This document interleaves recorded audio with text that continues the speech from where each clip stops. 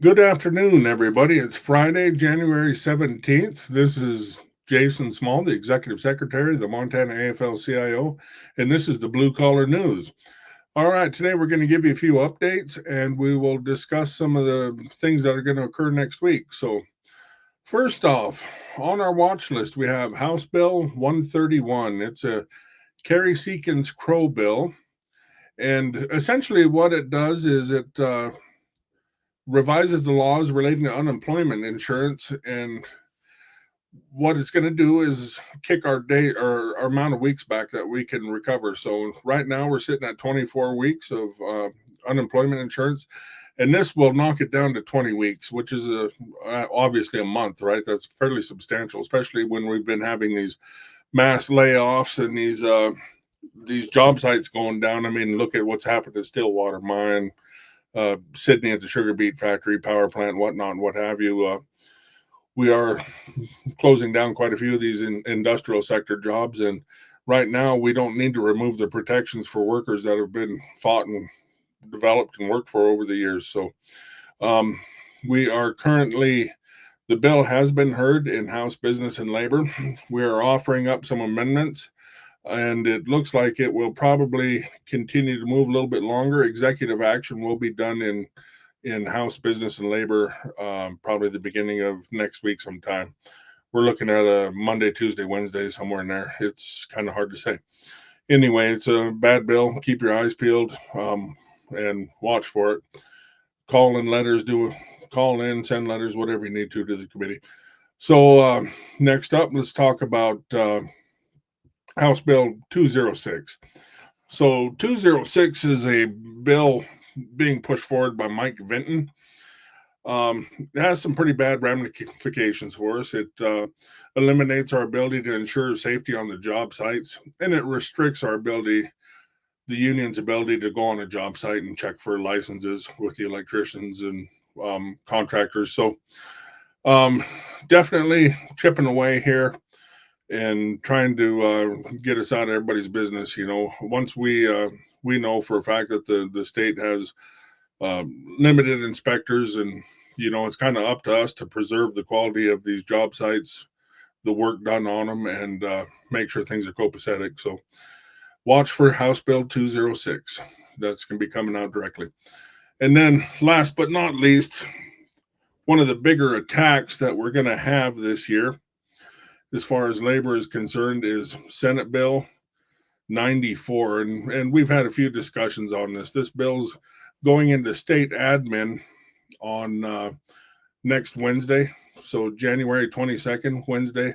It's up for hearing in state admin. And basically, this bill is generally revised public sector union law.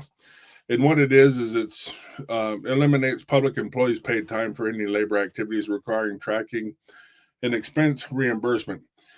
First off, it's illegal government overreach into mutually beneficial contracts. It ties the hands of employers and it wastes taxpayer dollars. The fact is, SB 24 is an illegal intrusion into mutually beneficial agreements negotiated between workers and employers. Labor and management use agreed leave to settle issues in workplaces, bargain contracts, and enhance productivity. So this creates a nightmare for employers. If SB 94 passes, labor management meetings will all have to happen outside of work hours and cost taxpayer money. SB 94 disrupts the harmonious working relationship between employers and employees by creating unnecessary bureaucracy, red tape, and administrative burden. Agreements that allow for the quick resolution of disputes and promote an efficient work environment should not be prohibited by government overreach and added bureaucracy. SB 94 is a waste of taxpayer dollars. And lastly, SB 94 infringes on the free speech of workers and employers while illegally constraining workers in their fundamental right to engage in concerted and protected activity in their workplaces. This thing is pretty far reaching. It's a large bill. It's kind of the equivalent of a public sector right to work bill is what it is, and we're going to have to get this thing stopped before it can make it out of the legislature, of course.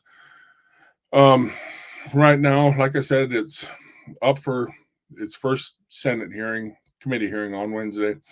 After that, the natural progression of bills is it will be read across to the rostrum and taken to the floor, and it's hard saying it could be sometime later next week or early the week after that. But all eyes on deck. We need all hands on deck with it. We need everybody watching it.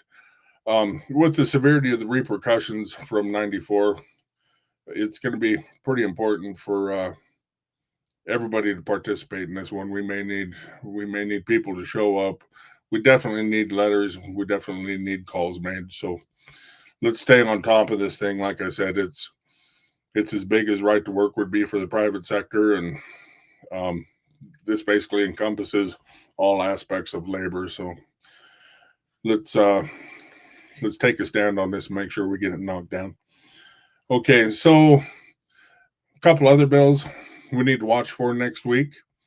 We're going to, in the House, will be the first introductions of Medicaid expansion. There should be 2 bills up for House hearing, we believe next Wednesday, and they will start the process. So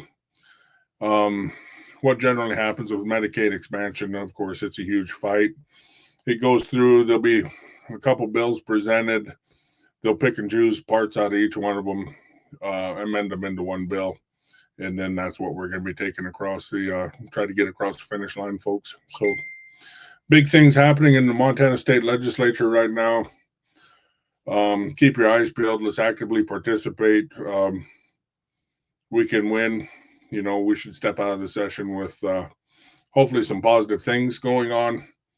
And we'll just continue to knock down everything that is going to hurt us. So there we go, folks. That is the conclusion for Friday the 17th.